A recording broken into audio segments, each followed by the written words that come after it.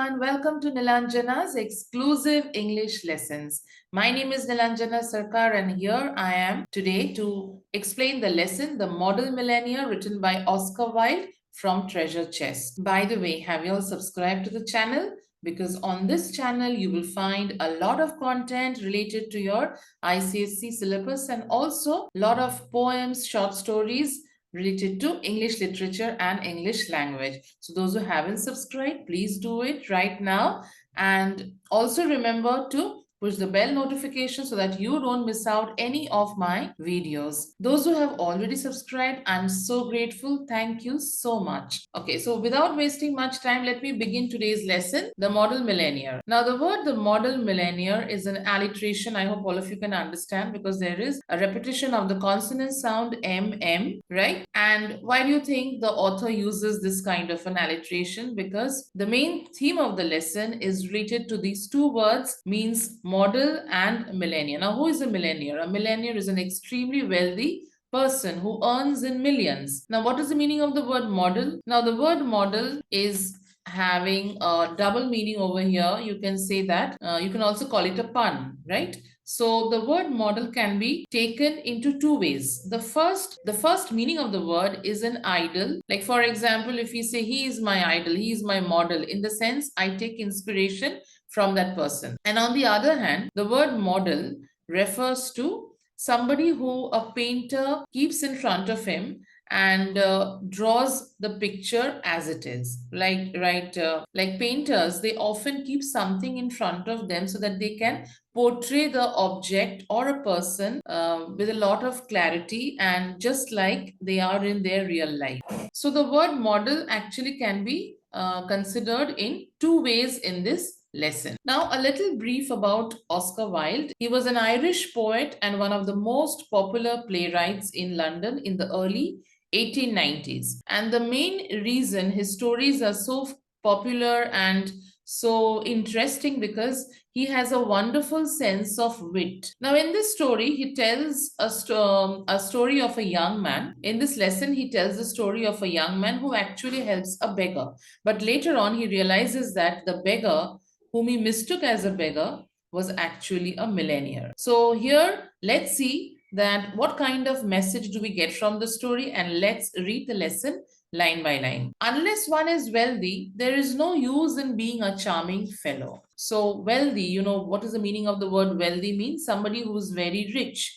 So the author actually tells that if you are a very charming fellow, means if you look very good and handsome, but at the end of the day, if you do not have any money, if you are not rich, then it doesn't bring us any results. Romance is the privilege of the rich, not the profession of the unemployed. Romance, now the word romance over here means imagination. Romance is the privilege of the rich, not the profession of the unemployed. Now the word romance means when you are very imaginative, when you're very poetic, and when you tend to be very philosophical. So this is only suitable for the rich people. The people who are unemployed, the people who do not have any money, they actually do not have the privilege to enjoy these things of life, because for them, the survival becomes more important. The poor should be practical and prosaic. Prosaic means unimaginative. The poor people should be practical because they need to meet their ends. They need to survive, they need to earn money, and they need to make a living. So for them, in being imaginative and being very philosophical and poetic and appreciating the beautiful objects of the world, these things do not matter that much. Rather, they should be practical. This is what the author tells. It is better to have a permanent income than to be fascinating. Fascinating means somebody who's really attractive. But is that important? Is being attractive very important, or earning money important? So this is what he's asking, that it's better to have a permanent income. It's better to have a permanent source of income rather than just be attractive. These are the great truths of modern life which Hughie Erskine never realized. Now he is the protagonist of the story, Hughie. And these are the great truths that probably which he did not realize. Poor Hughie. Intellectually, we must admit he was not of much importance. So intellectually, he was not that bright. He never said a brilliant or even an ill-natured thing in his life. So never did he say any bad things to anybody. That means he was quite a polite, a courteous person and generous as well as kind, because he's never spoken ill about anybody. And also, he has never at the same time, he never said anything brilliant. Means, intellectually also he was not that bright. But what was his plus point? He was wonderfully good looking. He was very handsome with his crisp brown hair, his clear cut profile, and his gray eyes. So these are the things that were quite advantageous for him. His crisp brown hair, of course, the brown hair that he had that looked quite attractive, and his clear cut profile, like his features were very sharp, and at the same time, he had gray eyes, which made him look very attractive. He was as popular with men as he was with women, of course. So even men liked his good looks, they appreciated, and of course, you know that when somebody is handsome, women always tend to appreciate that person. And he had every accomplishment except that of making money. The only drawback this man had was he did not have enough money. And for a man, I would say that, people consider it to be a big drawback, because, men, if they just look good and if they don't earn well and if they're not successful in that way, sometimes, they tend to be very unattractive as per the popular belief. Okay. His father bequeathed him his cavalry sword and a history of the Peninsular War in 15 volumes. So bequeath means passed on. Like, we get a lot of things as we inherit a lot of things from our parents, grandparents. So his father also bequeathed him his cavalry sword. Cavalry sword refers to a sword that was, used in the army. So bequeath means passed on, inherited. And apart from the cavalry sword, his father also gave him the book History of the Peninsular War, and that was in 15 volumes. So you can say that when the father left his property to him, these are the two major things that he got from his father. Yugi hung the first over his looking glass. Looking glass refers to the mirror, and the sword which Yugi actually placed was just in front of over the looking glass. Over his mirror, he kept the sword, and he put the second on a shelf between Ruff's Guide and Bailey's magazine. So the second thing that he had put means the books that he had arranged was between two other books. One was Ruff's Guide and Bailey's magazine, and lived on 200 a year that an old aunt allowed him. So 200 pounds an old aunt used to give him, okay, as a means so that he can survive well. And that was the only income, you can say, Hughie had. He had tried everything. He had gone on the stock exchange for 6 months. He had been a tea merchant for a little longer. And then he had tried selling dry sherry. He had gone on the stock exchange for 6 months. But what was a butterfly to do among bulls and bears? So here you can say that a butterfly among bulls and bears, a butterfly is a mismatch, right? Butterfly is known for its good looks. A butterfly is always attractive and colorful. And if you compare bulls and bears are, things which doesn't look good, right? They are like a stark contrast to a butterfly. So you can say that when Hughie went to the stock exchange, he was a complete mismatch over there. And of course, it did not suit him, and he came back. Then after that, he had been a tea merchant for a little longer. But again, he had soon tired of Pekoe and Sochong. Now, what is Pekoe? Pekoe is a high quality black tea, and Sochong is also a very high quality tea from China. So when he was involved as a tea merchant, that also was not quite suitable for him, because you can say that he got tired of all these things, all this tea and all these kind of trade that did not interest him in any way. So he tried his hands in stock exchange.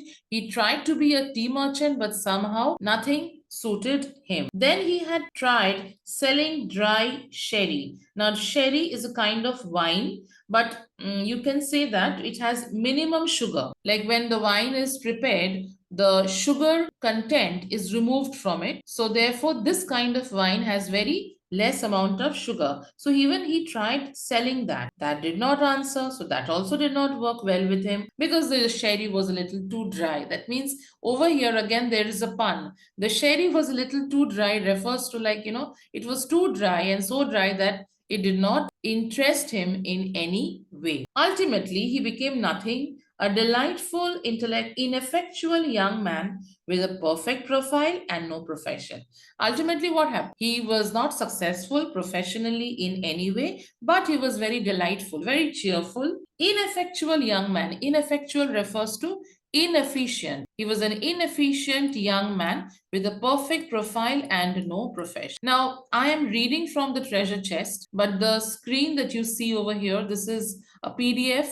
So probably a little bit of difference here and there you may find when you look at the screen. But yes, I'm reading it from the treasure chest. So I hope you will not have a confusion over there. All right. So please stick to your textbook when you listen to the video so that you are not confused. All right. So what do we know and what do we understand about Hughie so far? That he was very good looking, but professionally he was not that successful. To make matters worse, he was in love. The girl he loved was Laura Merton, the daughter of a retired colonel who had lost his temper and his digestion in India and had never found either of them again. So when a man doesn't earn enough and on top of that he's in love, of course it makes the matters worse because the problems get all the more you can say aggravated. All right, so he was in love with a girl called Laura, and Laura was a daughter of a retired colonel, an army officer. And of course army officers are quite angry most of the time because they are very severe and strict. And while he was working in India, he actually lost his temper as well as his digestion. Now, why digestion? Because when the British people, they used to work in India, the climate, the weather did not suit them well, right? So for that, and also you can say the kind of resources we had at that point of time probably did not go well with them. So therefore he suffered from indigestion, and at the same time his temper was also cross, most of the time ill-tempered. Laura adored him. So Laura wasn't deeply in love with Hughie, and he was ready to kiss her shoestrings. And Hughie was also madly in love with Laura. You can say head over heels in love with Laura, that he was also ready to kiss her shoestrings. This is like, complete devotion, commitment. They were the handsomest couple in London. So very good looking couple, like how we look at good looking couple from Bollywood and we all, we appreciate. So similarly, they were also very good looking, both of them, the man as well as the lady, and had not a penny piece between them.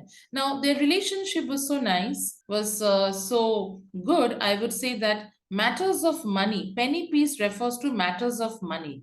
It never came between them in any way. Like, the colonel was very fond of Hughie, but would not hear of any engagement. So, of course, the colonel was also very fond of Hughie because he was a nice man. But of course, he never would agree for an engagement. Engagement means to solemnize the relation. Come to me, my boy, when you have got 10,000 pounds of your own. This is a very common dialogue which often the girl's father tells to the boy, that yes, come to me when you are earning 10,000 pounds of your own. That's a huge amount. Then only come and ask for my daughter's hand, and then we will see about it. He used to say, and Hughie looked very glum on those days and had to go to Laura for consolation. So, of course, Hughie was very glum. The word glum means morose, very, very upset. Okay, the simple word can be morose, and you can also say dukhi in Hindi. So Hughie looked very glum when, of course, when he could hear his future father-in-law telling him those things. He was never happy and went to Laura for consolation. One morning, as he was on his way to Holland Park, where the Mertons lived, he dropped in to see a great friend of his, Alan Trevor. Trevor was a painter, but he was also an artist, and artists are rather rare. So Trevor was a painter. You can say he was a friend of Hughie. And once when Hughie was about to meet Laura, he just thought of meeting Alan, and he was a he was a bright artist. Personally, he was a strange, rough fellow with a freckled face and a red, ragged beard. So, how did he look? Now we already have the physical appearance of Hughie. Now we come to understand how did Alan look. Alan had a freckled face. Freckle means brown spots on the face. And it often is caused due to the harsh sun's rays. So this man had a freckled face and a red ragged beard. So he also had a red rough beard. However, when he took up the brush, he was a real master. Brush refers to the brush of an artist, and his pictures were eagerly sought after. Sought after means much in demand. He was such a brilliant artist that his pictures were quite in demand because he could create magic with his brush. He had been very much attracted by Hughie at first. It must be acknowledged. It must be acknowledged means it must be agreed entirely on account of his personal charm. Now, he was a very charming fellow. From the beginning only, we know that Hughie was a very charming fellow. Charming means, like, when you are in contact with such people, you feel good. Such people give us a good company. They have some kind of a attraction in them, that when we talk to them, when we spend time with them, we feel good, we feel relaxed. So Alan was also quite happy with Hughie and liked to spend time with this man, and that was purely for his personal charm. The only people a painter should know, he used to say, are people who are beautiful, people who are an artistic pleasure to look at, and an intellectual repose to talk. So, according to him, for a painter, he should always surround himself with such people. The first one is people who look good. Why? So that he can use them as an inspiration to draw. People who are artistic pleasure to look at. Again, people who look good artistically, and people who are an intellectual repose to talk to. Repose refers to relaxation. Like, intellectually, if you engage in a discussion with such people, then you feel nice. Sometimes when we talk to our friends, we get engaged in an intellectual discussion. We discuss a lot of things which are intellectual. Now, what is intellectual? Things are like which are knowledgeable, which are not frivolous, not casual, but a lot of discussions which are of a different level.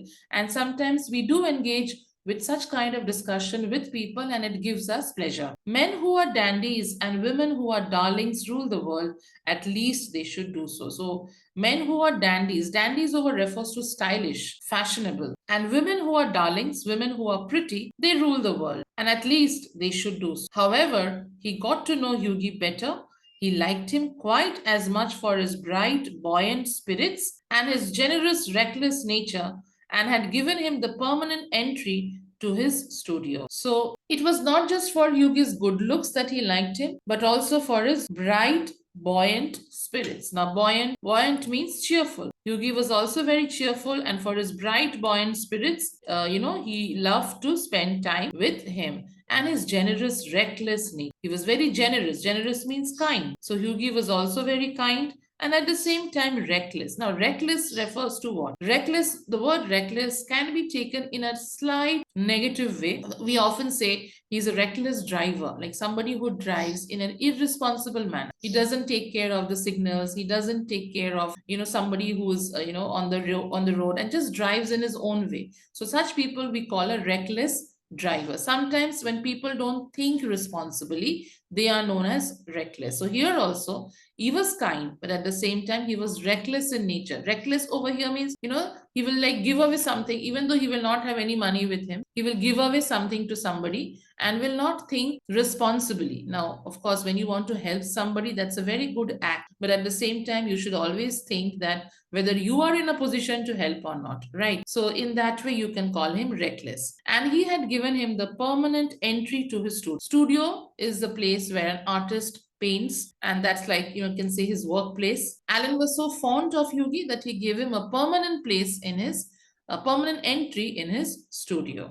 When Hughie came in, he found Trevor putting the finishing touches to a wonderful life-size picture of a beggar man. So when Hughie came inside, he found that Trevor was busy painting something, and in front of him there was a person who looked absolutely like a beggar, and actually Alan was painting the life-size picture, the real-life picture of a beggar man. He was giving the finishing touches. The drawing was almost over. The beggar himself was standing on a raised platform in a corner of the studio. He was a wizened old man. Wizened means wrinkled. So he was a wizened old man with a face like a wrinkled parchment. This man was also very old. and his face looked like a wrinkled parchment. Parchment, you can say, it's a stiff paper. In the olden days, people used to write on parchment in the medieval times, ancient times. So his face was also so old that it looked like a stiff paper. And at the same time, he had a most piteous expression. Piteous expression means very, very sorrowful expression, an expression that can only, derive pity from others. Very sad, sorrowful expression. Over his shoulders was flung a coarse brown cloak, all tears and tatters. His thick boots were patched and cobbled, and with one hand he leant on a rough stick, while with the other he held out his battered hat for arms. Now, yes, so what was he wearing on his shoulders? Over his shoulders, he had a coarse brown cloak. Coarse is rough. A brown colored cloak. A cloak is a dress that covers the entire body. All tears and tatters. It was all torn. And at the same time, his thick boots were patched, means repaired, and cobbled. They were also stitched, means the boots were mended and repaired. And with one hand, he leant on a rough stick, while with the other he held out his battered hat for arms. So cobbled means somebody who stitches the shoes. Now you know, you have those who have done Julius Caesar. We know that in Act 1, Scene 1, we spoke a lot about the cobbler who cobbled, who mended the shoes. So here you can relate the same word. And yes, those who haven't watched the Julius Caesar playlist, I'm sharing the link in the description box. All the videos of Act 1 have been completed. Act 2 also we have started. So if you haven't watched it, later on after you finish this video, you can go and watch that entire playlist. All right. Yes. So this man, this beggar, was also wearing shoes which was cobbled and patched everywhere.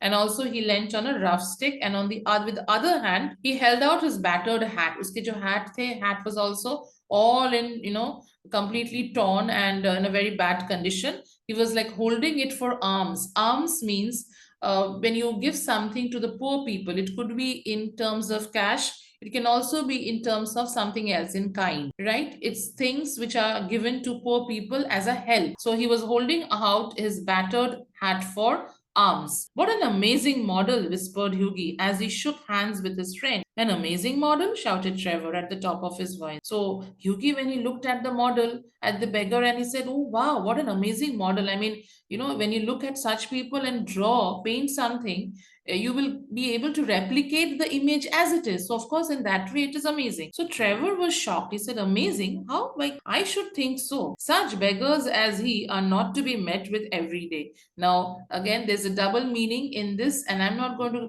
give the spoiler because I want you to hear the video till the end. Why did he say this? Such beggars as he are not to be met with every day. Means every day you will not met with these kind of beggars because they are really different. A living Velasquez, my stars. What an etching Rembrandt would have made of. So Velasquez was a Spanish painter. So if today he would have been there, a living Velasquez means that today would have been there. He would have really replicated the image as it is. Replicated means, draw the image in the same way, just like the real life figure. Similarly, Rembrandt is also the name of a Dutch painter. Poor old chap, said Hughie. How miserable he looks. But I suppose to you painters, his face is his fortune, right? So he said, poor old chap. I mean, he was quite sad to see this man because, as we know, he was very generous, he was very kind, and therefore he said that how miserable he looks.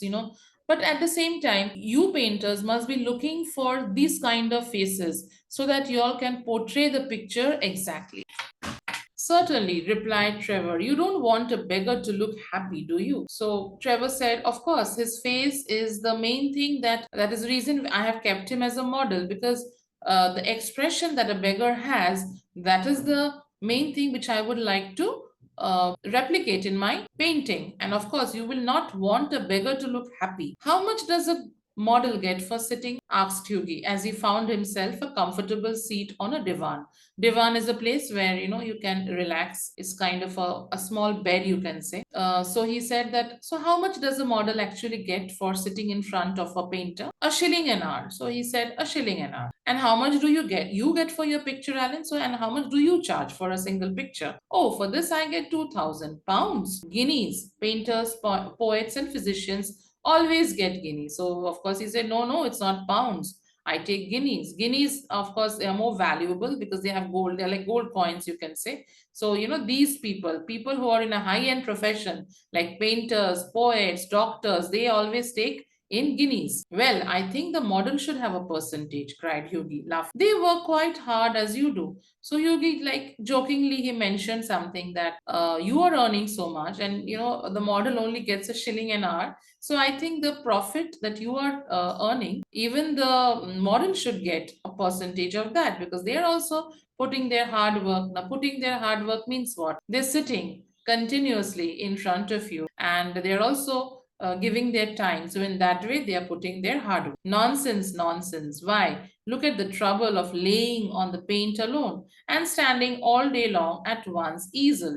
So he just disregarded this idea, and then he said that, oh, come on, please don't even compare the model's hard work and a painter's hard work on the same platform, because we are standing for hours and hours and all day long at our easel. Easel is the tripod, the place where they put the picture and they draw the stand, you can say. In common language is the stand. It's all very well, Hughie, for you to talk, but I assure you that there are moments when art almost attains to the dignity of manual labor. So he tells that, okay, you are telling this, but let me tell you that sometimes art is almost as same as doing manual labor. Manual labor is hard work, toilsome work. But you mustn't chatter. But you mustn't keep on talking. I am very busy. Smoke a cigarette and keep quiet. So he said that don't disturb me. Of course, he said this in a cheerful way. It's not that he was rude. He said that, come on, you're just talking a lot and keeping me away from work. So smoke a cigarette and just be quiet. After some time, the servant came in and told Trevor that the frame maker wanted to speak to him. Now, who is a frame maker?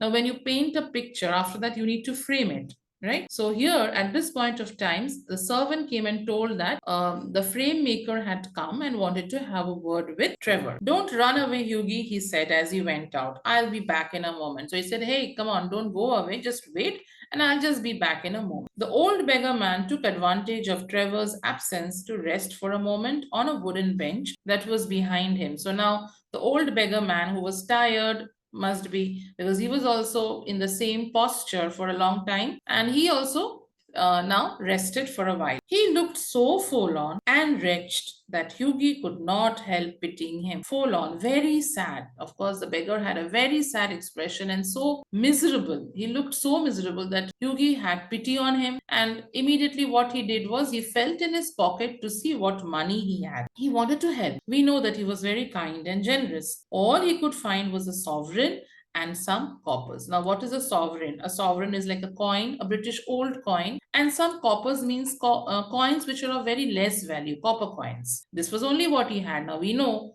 Yugi didn't earn, he didn't have money, but at least, he just tried to see what he had in his pocket. Poor old fellow, he thought to himself, he wants it more than I do. And he walked across the studio, but it means no hansoms for a fortnight. And he walked across the studio and slipped the sovereign into the beggar's hand. Now, hansoms, the word hansom refers to a two-wheel covered vehicle drawn by one horse. So he said that if I give him this money, then I have to sacrifice taking a carriage for my transport. Means I have to walk. I don't have any money to pay for my vehicle. But that's fine. For a fortnight, if I have to sacrifice, it's okay. At least this man is really needy and he needs it more than me. So he just went and gave the money into the beggar's hand. The old man started, and a faint smile flitted across his withered lips. Thank you, sir, he said. Thank you. So the old man was a little shocked, but then a faint smile spread across his face, and he said, thank you. Of course, he thanked the man, thanked Hughie because of the help he got. Then Trevor arrived and Hughie took his leave, blushing a little at what he had done. So he was a little shy person. So he blushed also a little because he was feeling embarrassed that he helped the beggar. He didn't tell anything and he left. He spent the day with Laura, got a charming scolding for his extravagance, and had to walk home. So when he went and shared the news with Laura that he met a beggar who was very sad, looked forlorn, miserable, and how he helped him by giving him his sovereign, little bit of money, whatever he had. So Laura gave a charming scolding. Charming scolding means not a very rude scolding, a scolding which is like a mild one. Why? For his extravagance, for his, again, reckless nature. Now you can say spending money when you are not in a position to spend money. For that expenditure, Laura actually scolded that, and he had to walk home. He didn't take a vehicle, he had to walk because, of course, he had no money. That night, he strolled into the Palette Club about 11 o'clock and found Trevor sitting by himself in the smoking room drinking hock and seltzer. So he was drinking, and that night when he went to the club, he saw Trevor over there and having his drink. Well, Alan, did you get the picture finished? All right, he said as he lit his cigarette. So he asked, did you finish your picture?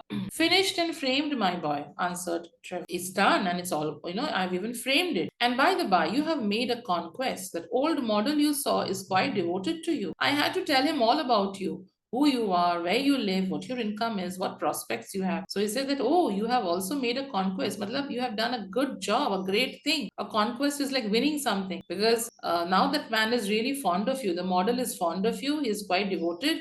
And I had to tell everything about what you do, who you are. My dear Alan, cried Hugh, I shall probably find him waiting for me when I go home. But of course, you are only joking. Poor old wretch. I wish I could do something for him. I think it's dreadful that anyone should be so miserable. I have got heaps of old clothes at home. Do you think he would care for any of them? Why, his rags were falling to bits. So we can see that Hughie was still feeling sorry for the beggar, and he said that, I want to go home, and I may meet him there, and I also have a lot of old clothes, because his clothes were really in a miserable condition. They were all falling to bits. It was all torn and tattered. But he looked splendid in them, said Trevor. Splendid means wonderful, very nice, very, look, something that is very nice to our eyes. I wouldn't paint him in a frock coat for anything, of course. As a painter, his look was perfect. The look that he had, a beggar with that expression, with that cloth. Of course, he looked very nice in it. And of course, I will not try to paint somebody, a beggar, that also in a frock coat, means in a good way, in a good condition. What you call rags, I call romance. So what you are calling rags, I call it imagination. Romance means imagination. What seems poverty to you is picturesqueness to me. Picturesque means something that looks like a picture. However, I will tell him of your offer. Alan, said Hughie seriously, you painters are a heartless lot. So you painters don't have any heart. You all just see what you're drawing, and that's all. You all don't get into the depths of a person. An artist's heart is his head, said Trevor. And besides, our business is to realize the world as we see it, not to reform it as we know it. So whatever we see, we try to paint it. We try to portray it in the same way. We try to replicate the image in the same way. We are not here to change something. An artist, a painter's job is to just present the thing as it is. And now tell me how Laura is. The old model was quite interested in her. So he said that, okay, now let's talk about Laura. How is she? And when I told about Laura and your relation to the beggar, he was like quite interested. You don't mean to say you talked to him about her, said Hughie. Now, Hughie was a little angry. I mean, you mean to say you said all those things to him? Certainly I did. He knows all about the relentless colonel, the lovely Laura, and the 10,000 pounds. So he said, yeah, I told everything. I told about the relentless colonel, means the severe and strict colonel, your father-in-law, future father-in-law, how lovely Laura is, and also the 10,000 pounds that you need to earn if you want to marry Laura. Hughie was like very angry. You told that old beggar all my private affairs, cried Hughie. I mean, how come you can share everything which are so personal? Looking very red and angry. My dear boy, said Trevor, smiling, that old beggar, as you call him, is one of the richest men in Europe. He could buy all London tomorrow without overdrawing his account. He has a house in every capital, dines off gold plate, and can prevent Russia going to war when he chooses. Now, this is where he spills the beans. Okay, so who was this old man? Who was this old beggar? Was he really a beggar? No, he was one of the richest men, okay, in Europe. And he could buy all London tomorrow. I mean, he has the funds to buy the entire London, that also without even overdrawing his account. Now, overdrawing his account, what is overdrawing? Overdrawing means when you go beyond the limits of your account. The bank gives you the privilege at times that you can go beyond the limits of your account and pull money into your account. Like you can say in one way, take credit from the bank. Okay, like, but this is a facility the bank gives to some account. So, but he doesn't even need to go overdraw, because he has enough funds. Not only that, he has a house in every capital. So that means he has plenty of houses, dines of gold plate, means he has his food from gold plate, like he eats his, the crockery that he uses are all made of gold. And he's also very powerful. He can prevent Russia going to war when he chooses. What on earth do you mean? Exclaimed Hughie. It was a bolt from the blue. What on earth do you mean? How shocked. Like, how can you even say this? What do you mean by this? What I say, said Trevor. The old man you saw today in the studio was Baron Hausberg. He's a great friend of mine, buys all my pictures and that sort of thing, and gave me a commission a month ago to paint him as a beggar. And I must say, he made a magnificent figure in his rags, or perhaps I should say in my rag. They are an old suit I bought in Spain. So even the rags that you saw wearing, it was actually not his. It was one of my old suit which I bought in Spain. Now they are in that torn condition. So I actually give it to him to wear so that he can look like a perfect beggar. And actually, in reality, who is he? He's Baron Hosberg. He's a great friend of mine. And he also buys all my pictures. He has a fascination for paintings. And last month, he just wanted me to paint his picture as a beggar. And he also gave me a commission. Means he gave me an amount, he paid me an amount for that. And of course, you can see that he looked really well. Baron Hosberg, cried Hughie. Good heavens! I gave him a sovereign, and he sank into an armchair for the picture of Dismay. Now he was like dismay. He was very sad. He was like very disappointed. He said that a millionaire, right? Baron Hosberg is the most wealthiest man in London, and I have given him a sovereign. I have given him a coin. Gave him a sovereign, shouted Trevor, and he burst into a roll of laughter. My dear boy, you will never see it again. I think you might have told me, Alan, said Hughie sulkily. He sulkily means very sadly, disappointed manner, and not have let me make such a fool of myself. So, of course, I made a fool of myself. You should have told me, before that he's such a wealthy man. Why did you keep me, in this kind of a misconception? Well, to begin with, Hughie, said Trevor, it never entered my mind that you went about distributing alms in that reckless way. I can understand you're kissing a pretty model, but you're giving a sovereign to an ugly one, by Jove, no. Besides, the fact is that I really was not at home today to anyone. And when you came in, I didn't know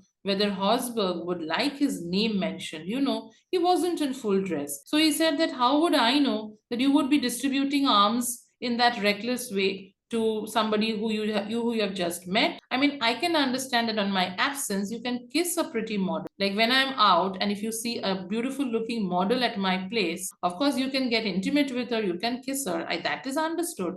But going and giving a sovereign to this ugly model, this old wrinkled man, how would I even, imagine that you would do something like that? And also, I did not mention his name to you because he would not like it, because he was not dressed properly. That's the reason I have not introduced you to him. What a duffer he must think me. So Yugi was like, very disappointed, and he said he must think me I'm a real fool, and he must have a good laugh on me that, thinking me to be an idiot, to giving him something, a sovereign, and helping him when he is so wealthy and rich. Not at all. He was in the highest spirits after you left, kept chuckling to himself and rubbing his old wrinkled hands together. I couldn't make out why he was so interested to know all about it, but I see it all now. He'll invest your sovereign for you. Yugi, pay you the interest every 6 months and have a capital story to tell after dinner. So he said that he was actually very happy to, know about you, and he asked me all details. I was actually not knowing why he was so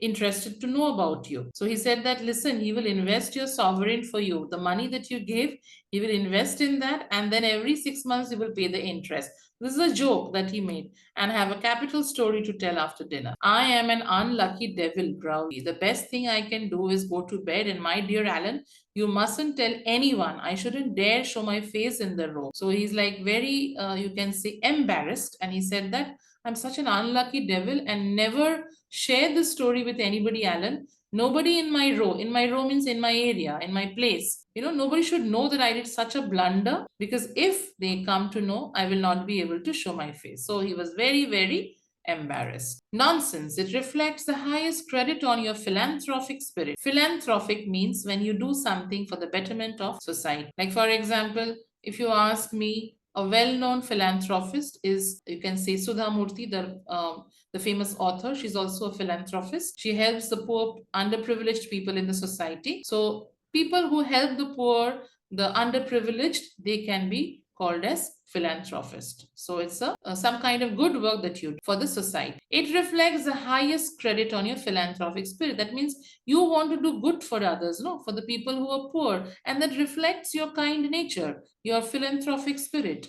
And don't run away. Have another cigarette, and you can talk about Laura as much as you like. So he said, don't run away. Come on, let's have a chat and let's discuss about, how are things going on with you and Laura. However, Hughie wouldn't stop, but he walked home feeling very unhappy, leaving Alan Trevor in fits of laughter. So Alan had a nice laugh about whatever happened. The next morning, he was at breakfast. The servant brought him up a card on which was written, Monsieur Gustave Norden on behalf of Mr. Le Baron Hos. So somebody came in and addressed an envelope to him. The servant actually brought him a card on which was written Monsieur Gustave Norden. So this man has come to meet him. Monsieur is a way to address a gentleman in French, and he had come on behalf of Hosberg, Baron Hosberg. I suppose he has come for an apology, said Hughie to himself, and he told the servant to show the visit. So Hughie thought that I think he has come for an apology.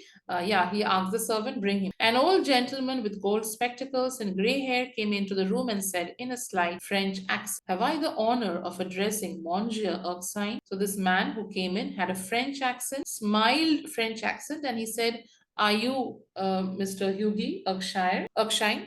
Hughie bowed. I have come from Baron Hosberg, the Baron. I beg, sir, that you will offer him my sincerest apologies, stammered Hughie. So Hughie only first asked for forgiveness. He was so embarrassed. He said, and he stammered. He couldn't even speak properly. He was nervous. When we are nervous, we stammer. So he was nervous, and he said, oh, my apologies. My sincerest apologies for the Baron. The Baron, said the old gentleman with a smile, has commissioned me to bring you this letter. And he extended a sealed envelope. So commission means send. The Baron has sent me to give you this envelope. So an envelope was handed over to you. On the outside was written, a wedding present to Hughie Erskine and Laura Merton from an old beggar. And inside was a check for £10,000. So you can understand that Baron Hosberg was so happy and was so impressed with Hughie to see his kind nature that he has given a check of £10,000 because he came to know the story of Hughie and Laura's, the love story, and of course his inhibitions of not getting married to Laura because of less money, less resources. So he gave him a check of 10,000, right? Isn't it great? When they were married, Alan Trevor was the best man. Best man means like the special man in the marriage. And the Baron made a speech at the wedding breakfast. So the Baron also was there and he made a speech at the wedding breakfast. So millennia models, remarked Alan, are rare enough, but by Jove, model millennia are rare. So the last line is very, very explicit. It has a lot of meaning, and you can say the main theme of the lesson. What does Alan mean over here? That millennial models are very rare. I mean, you will not get a person who's actually a millennial and he will come and sit in front of you so that you can replicate his picture. You will not get it. It's very rare because they will never agree to do such a thing. They are millennials. They're very busy. They're very powerful people. But more than that, model millennials are rarer still. But millennials who are an idol, who are an inspiration for others, are even rarer than the form. So, if you are a millennial, it's not just that you have money, but you should also be an idol for others. You should set an example for the society with your good nature, helpful nature, because you are fortunate to have more than others, right? People who are millennials, who are wealthy, they are fortunate. They're the fortunate people in the society. So what should they do? They should try to help. They should try to help the less fortunate people, the people who are needy. Like in this case, Hughie was a needy man. He didn't have money. But even in such circumstances, he never lost the goodness of his nature. He tried to help the millennial in his own way, even though it turned out to be a joke. But the millennial took it in real positive spirit. He was really impressed to know that Hughie, who was not earning at all, he wanted to help that beggar. Of course, not a beggar in reality.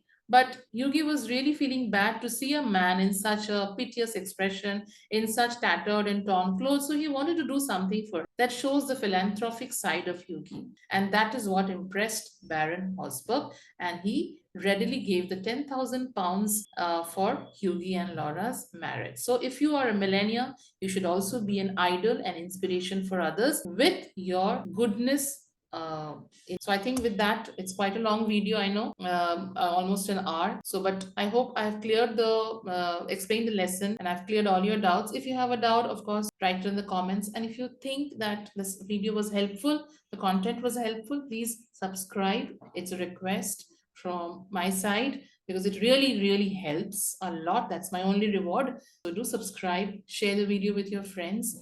And yeah, that's all. Have a nice day. Bye.